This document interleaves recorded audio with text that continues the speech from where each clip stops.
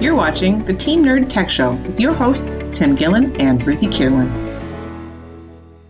Well, hello, and thanks for joining us for the Team Nerd Tech Show. Yo, fellow nerds, Tim Gillen here, Terrapin Networks, Traverse City, Michigan.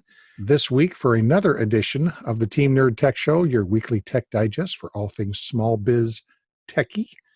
I'm joined this week, as with every week, with my co-host and producer from Queens, New York, Ruthie Kerwin. Hi, Ruthie.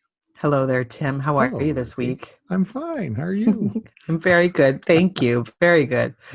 So let's get into it this week for episode 52 of the Team Nerd Tech Show. First up in tech news, we are going to be talking about if you wanted to live a life without Google and Facebook, what are the steps you would have to do that? And there was a freelance writer who was trying to do this in England. The BBC did a profile, and we have a really cool article that we shared on our Twitter, and that we're going to be talking about today. What you can do if you really want to eliminate the Google and Facebook maelstrom from your life. And then we're going to move into tech tip. We have a listener question that was submitted today regarding connectivity in the office, what you can do when your Wi-Fi isn't always as strong as you really want it to be. And then lastly, we're going to be talking about Tech Gadget. It is a leap year. We're recording this in February 2020, which is a leap year month. And we have another really cool article, link kind of image that you had shared on our Twitter from a scientist who kind of breaks down why leap years actually happen. So I wanted you to explain it a little bit more in depth, because the science behind it is actually really cool. So let's get into it. Okay. Welcome back to the Team Nerd Tech Show with your host, Tim Gillen. I am Ruthie Kierlin. So for tech news today, like I said, we've got this really interesting article you shared on our Twitter, which is terrapin.tech, if you want to follow along, about a freelance writer in England who was trying to get rid of Google and Facebook. And in this article, which was shared from the BBC.com, they break down all the different things that you would wind up having to take on in order to eliminate Google and Facebook and still have the same, life experience of being able to share things and email and connect with people and browse. So why don't you take me through this email, Tim? It's kind of interesting because we've talked about a lot of these things before. So we have some of the stuff they suggested. We have, and the only one we haven't talked about as much is Proton Mail. But I'm jumping ahead a little bit. This fella here on the BBC Tech site at the British Broadcasting Company, bbc.com, good tech site, good site for news, world news, but a very good tech site, actually. I like it a lot. And a guy named Tom Jackson, who's the Technology of Business reporter, tried to set things up so he didn't have to deal with Facebook and Google primarily. And in Google, he was including Gmail. A worthy cause. Yeah, a worthy cause, I think, because, again, all the advertising and tracking, the tracking which leads to the advertising, but the tracking which they build a database of you, which they then sell. And so what ways around that? And he came up with 4 primary changes that you can make. So he focused on using Proton Mail instead of Gmail. Proton Mail is actually the main part of it's free. And Proton Mail sends fully everything that you send in Proton Mail is encrypted, which means the people at Proton can't read it. Keeping in mind, Gmail reads your email. When you send or receive email in Gmail, they read it so that they can figure out where you are and what kind of advertising they should send to you and your company. And this is true even with G Suite. That's part of the deal. And you can turn ads off for G Suite, where the ads don't pop up to the right side of your inbox, but the tracking is still on. So Proton Mail, if you're sending to someone on the other side who is also a Proton Mail user, everything's encrypted. Otherwise, you can use it as regular email if you're sending to someone in Gmail or Hotmail or Outlook.com or whatever it might be. One that I use for that, by the way, that I'm a big fan of, I've used for years on the personal side, is Fastmail, F-A-S-T, Fastmail, fastmail.com. And one of the things that's mentioned even in this article, I'll jump ahead on some of these, but one that's mentioned is for the mail, if you want to have one that gives you any kind of protection, you're going to probably need to pay for it. Now it's going to be in the $30, $40 a year range. So not very much a month. Not particularly expensive, not very much a month. You pay by it annually. And you'll have tons of storage and tons of privacy and people who don't sell your your email and you as a product. So Proton Mail is a good one, and I happen to like Fastmail, real believer in Fastmail. They also mentioned using DuckDuckGo. Now, this is an old favorite for us. DuckDuckGo, using that for search in all of your browsers instead of Google. So you don't go to google.com to search, go to duckduckgo.com to search. And we've mentioned this. Ruthie will have a link in our teamnerdtechshow.com show notes for this episode 52. We had a nice interview with a man named Daniel Davis, who is quoted at length in this article on the BBC, where he explained how DuckDuckGo works. And DuckDuckGo sells advertising, but not targeted advertising. It's contextual advertising that they do. That's episode 15 and 16, just to throw it out there. So our interview with Daniel Davis. Okay, so let's go back a while. Yeah, yeah, right. yeah, it is. Yeah. It was our first interview. We were really excited to get it. Yeah, so, it was in Japan, and exactly. It was a fascinating interview, and we did a two-parter out of that because it was when you can learn a lot about how search works by listening to those two episodes. So I would encourage anyone to go back and find episodes 15 and 16 on teamnerdtechshow.com, which is out at our terrapin.tech site. And so by contextual, what Ruthie means there is, in the case of Google, if you go out and look at Ford trucks, then everything about the fact that it's you and your age, where your IP address is, all these things now start getting tracked and resold to Ford and all that. In DuckDuckGo's case, all you've told them is that you're interested in cars, just cars. Just cars. You're going to get car ads, maybe, but that's it. And they're not going to follow you around when you're on a different site because there's no tracking that it's you. Yeah, it's while you're on that site at the moment. The ads don't take into consideration all the other searches that you've made and then use that to kind of like funnel into a more targeted ad and logarithmically figure out all these things to tie them all together. And then your friends and so on and so on and so on, which is how Google, of course, works, which is that's their whole profit thing, that's why you get free search, is because they do that. Well, DuckDuckGo uses yahoo.com, does some stuff with Yandex, which is actually out of Russia, but the search engine on it's fine. And they filter all this, and they use Google some too, but they use all this stuff as a non-contextual way to not identify you as a person, but as a general person at that moment who's looking for car. As a user. That's it. And just a user. Yeah, just a pair of eyeballs. Yeah. So we were real big fans of DuckDuckGo, and this is what he came up with too. I use Firefox. He talked about not using Chrome. I'm not a fan of Chrome for the same reason I'm not a fan of Google. Chrome, you can sign in, and then on all your devices, all your search history's there, and your passwords get saved, and your links get saved. But of course, everything else gets saved too. Yeah. Not a fan. So I tend to use Firefox a lot more. Many of us do. They've got very good built-in non-tracking features. But there's another browser that's becoming quite popular called Brave. It's an open source browser. It's built on Chromium, which is not uncommon as far as the engine goes, but it doesn't share anything with Google. And it does a really nice job of not tracking, and it's built in. Now, I will give you a little caveat with Brave, the Brave browser. I like it, but it can be hard to use. Because a lot of sites just don't play well with the level of restriction that it puts on it. Now, that's not a bad trade-off necessarily, but just be advised. No, but it might be that you have to flip-flop back between other browsers possibly to get the same experience, which can be frustrating. So my recommendation is to have two browsers on your desktop, your laptop, Brave and Firefox. And I tend to default more to Firefox. I also use Opera quite a bit, and I use an Opera variant called Vivaldi, which is also another nice one. Opera was bought, it was an open source one out of, I think, Denmark.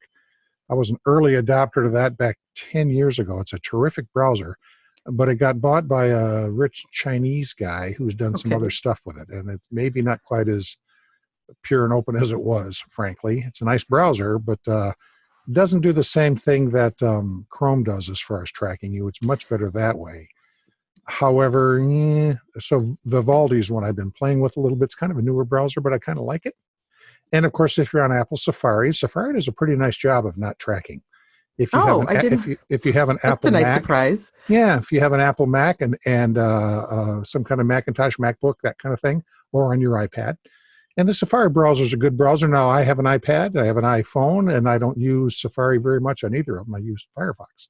Okay. But Yeah, that's the question I wanted to ask. So all of these browsers that you're recommending here, do they also have compatible phone apps, or are they they all just do. desktop and They all laptop? do. Okay. As does DuckDuckGo. So my DuckDuckGo is recommendation what I use is on to, my phone. yeah, is to put DuckDuckGo on as an app on your phone, iPhone, an iOS iPhone, or an Android phone. And then just use that as your route for all of your browsing. And it's a great way for things not to be tracked. Yeah, works really well. So, and then the other thing that they talked about on here is not using WhatsApp, but using Signal for messaging. Now, we've talked about this at length. Yep.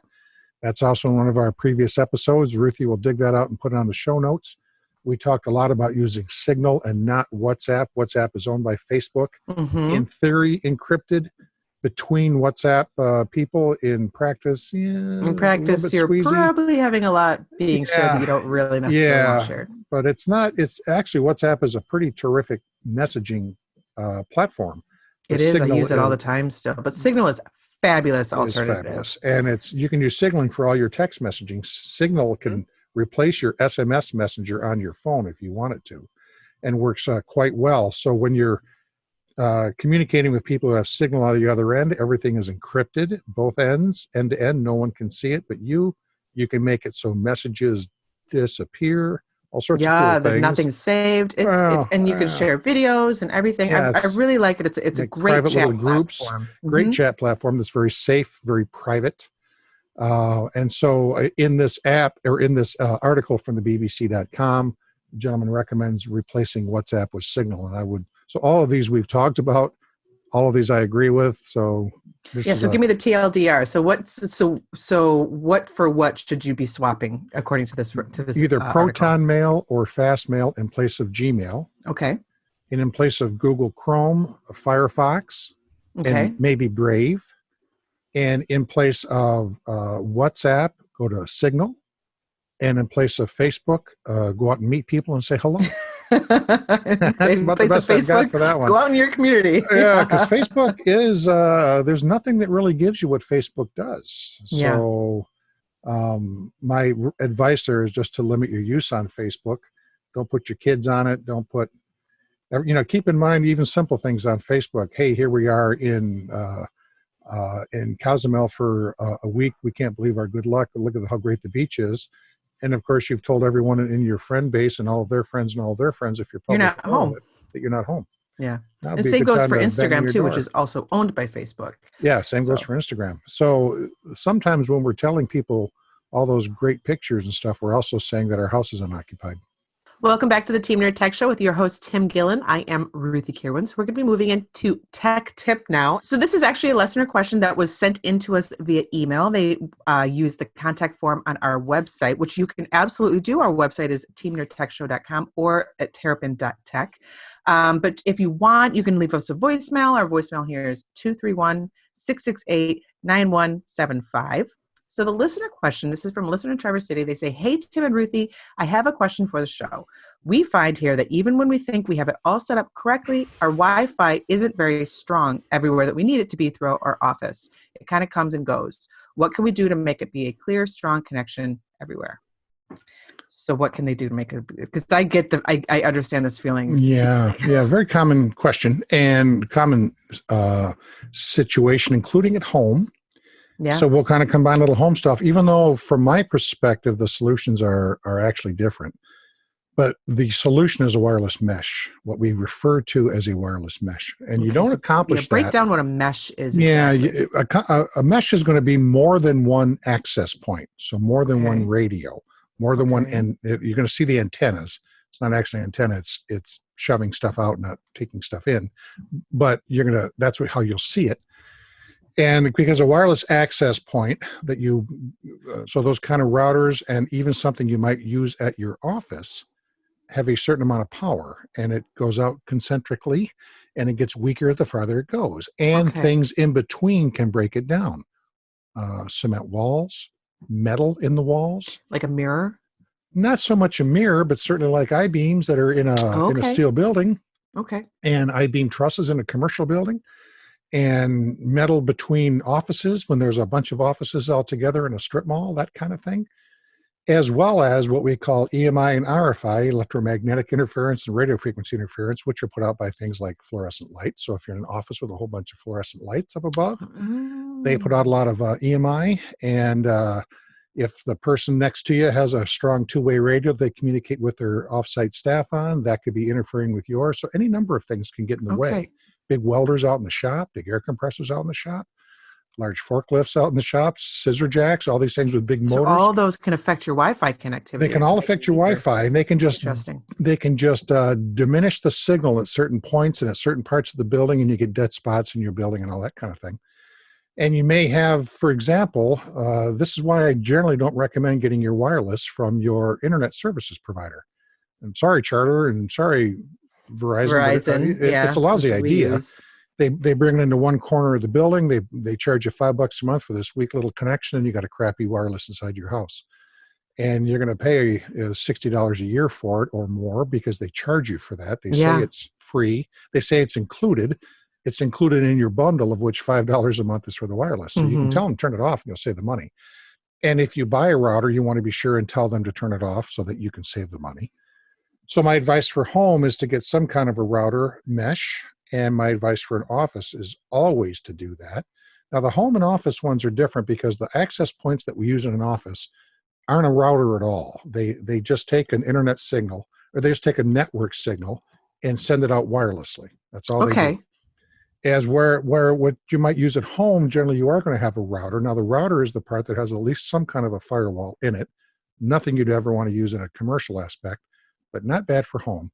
Okay. And that means that it kind of takes over. It takes the internet, the IP address, and then from the internet service provider, Charter, Comcast, Verizon, and then redoes it internally for you. And but keep in mind, like in our house, just like most houses, the cable connection comes in a corner in the basement. And I'm trying to reach the whole other side of the house with a wireless connection from there. Yeah, it's not a good way to do it.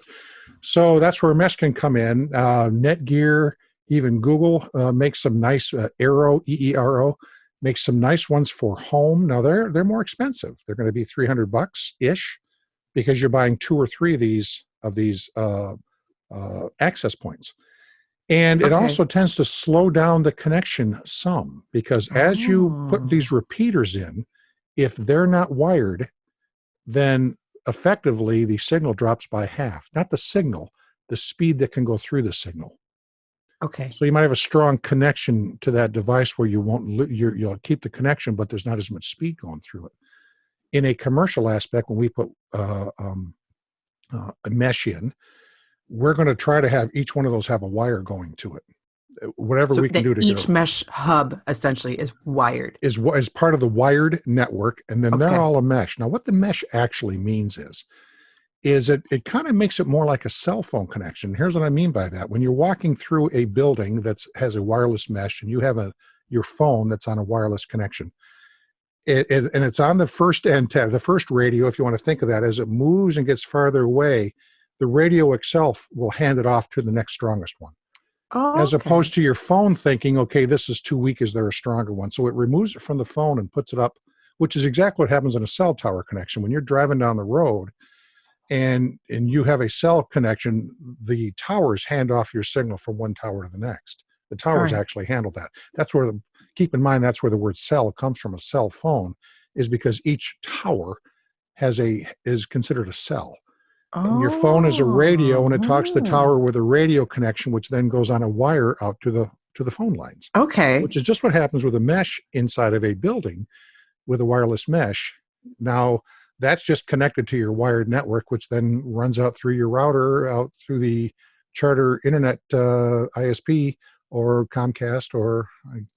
Okay, I guess I never thought of it that way. Yeah. It works just the same way as a tower. So each mesh hub is a tower. And so the mesh then these radios, these access points, they handle it. Now, if I go out and just buy 2 access points and plug them in on 2 different sides of the house and give them both the same name, the same SSID, my house secure. You think that can work, but that changes the contention. Now the phone has to decide. And now the phone then, as you walk from one side to the other, starts banging back and forth as to which one it should And people who've tried that, you'll find that it's a lousy connection. Doesn't Is work that the well. same issue you would have if you have an extender? Because I've seen before people get an extender as opposed to a mesh. How does that differentiate? Well, actually, an extender doesn't work. It kind of does work in between. That's not a bad way to put it. Okay. But it's more like having two of the same thing. Your phone now, if you're going to take a phone or an iPad or a laptop, it's going to contend between one or the other. It's going to fight as you might move around your house. Mm-hmm. Now, if you have the extension on one side of the house and it's right next to your TV and that's hooked up wirelessly, that may not be so bad. You don't have the contention where it fights as to which one, but sometimes it still will, because one will get dropped down a little bit because of some interference and the other one tries to take over and the TV doesn't know what to do. And that's why that sometimes means you get might lose some buffering. connectivity. Got it. You lose some Okay. connectivity, get some buffering when you're watching The Witcher on Netflix. That can ruin the evening. You don't want to let that happen. So, Of course not. of course not. Never The Witcher. Never The Witcher, which I guess is a thing. I haven't seen that one, but I guess it's a thing. But that's why. So the way to get a strong, as always, we talked about this last week. We talked about wireless printers. In general, you want to use things cabled when you can. Okay. You want to be able to cable devices when you can. So if you can run a cable to your TV, it's better than wireless. If you can run a cable to your printer, it's better than wireless. And by cable, I mean a network cable, a Cat 5, Cat 6 cable, a patch cable. Connected directly to your access point. A wired connection, let's say it that way. That's a better way for me to put it. A wired connection as opposed to a wireless. That's your preference, but it just doesn't always work depending on how your house and your building is laid out. So that's why we go to wireless. So, and one thing to remember, I mentioned a second ago that generally you don't want to use the wireless that comes from Charter. Yeah. Or if you're at home or Charter or whatever it might be, if you're at home, go over to Best Buy or Staples or Amazon and get a like one of those Aero devices or the Netgear Orbi devices. Okay. And let yourself and put a mesh inside your home. It's a great way to do it. And the same thing at your office. Do not use the one that comes from Charter. It's going to be a weak connection. Don't just let them set it up for you. Yeah, and let them set it up for you. Now, if you don't need wireless, particularly at your office, that's one thing, but most offices do, at least at some level. So have someone like us put an actual access point. And if you need to cover a larger area, put in an actual mesh where the access points themselves are all talking to each other. Okay. And here's a kind of a thing to keep in mind. So you get this Charter modem and they hook it up at your house. They say, here you go, you got wireless. Here's a security key for it. Everything sounds great. That's kind of just a default setup, and you're going to get a default experience with the default setup. And generally you want a little more than that. So someone like us or some nerd type can usually help you figure out what to do. The folks even at a big box store can generally have some idea of a good way to set that up. That's completely my recommendation. You get something like this Netgear Orbi at home, these little mesh devices, 3 of them are $250, $300. They're going to fill your house up. They're easy to set up. You can set them up off your phone with a good level of security because your phone's going to go out and see it when you plug it in. They make that easy to do and easy to do securely. I like them. It's a good way to do it. Lousy at work for any number of reasons, which I can go into. Lousy at the office for any number of reasons that I can go into, but they're terrific at home and much better than this default thing that would come out of Charter, Verizon, whoever it might be. So a default setup gets you a default experience. Yeah, that's a phrase I use a lot. I drive people crazy with it, but it actually is true. Welcome back to the Team Nerd Tech Show with your host, Tim Gillen. I am Ruthie Kirwan. So now we're moving into Tech Gadget, and this is where you can really let your nerd flag fly because we shared this. We shared this really cool graphic on our Twitter. If you go out to terrapin.tech, or if you get our newsletter, we send out a newsletter every 2 weeks with just everything you've missed with the show and some interesting links. We shared this in the newsletter too because we thought it was so cool. So it's a movable clock on this image that shows you why leap years actually happen. Can you break it down for me a little bit more? Yeah, it's pretty terrific. And we're going to see if cool. We want to give the proper attribution here. This is Dr. James O'Donoghue, who is a physicist. I follow him on Twitter. He is, if you like techie, nerdy, sciencey stuff, he's great. What's his name on Twitter? At PhysicsJ. And he had a great Twitter post, which became this big long thread, which actually pointed out to a nice little YouTube animation of it also. Okay. Why we have leap years. And it wasn't just the general explanation, which is, of course, that a year, one rotation around the sun is not 365 days. It's actually 365 and a quarter days. which means every 4 years Every we add a 4 day. years, yeah. Now it's actually just short of, it's actually less than that. It's 0.246 or something like that. Okay. 365. So every 1,000 years, every year that divides by 1,000, like in 2000, Okay. there was no leap year, even though it was one of the every fourth years, because interesting. I guess I never realized that. Things get out of whack. Okay. So he made a really terrific, that there's a 0.03 day overcorrection that builds up every 4 years. So we skip adding a leap day every 100 years. I said 1,000 years. I meant 100 years. Excuse me. Except when the year is divisible by 400. So we didn't do it in 1,600, 2,000, 2,400. Yeah. And this has all been kind of worked out from the Gregorian calendar on as the science got better. Okay. But this has been worked out so that, because otherwise, if you let this drift keep happening, next thing you know, in August, it's wintertime. Yeah. So this actually kind of catches keeps us all everything up. on more of an even keel, kind of. And he made a really neat graphic that shows the Earth going around the sun and how this plays out, which is really quite fascinating. I thought it was terrific.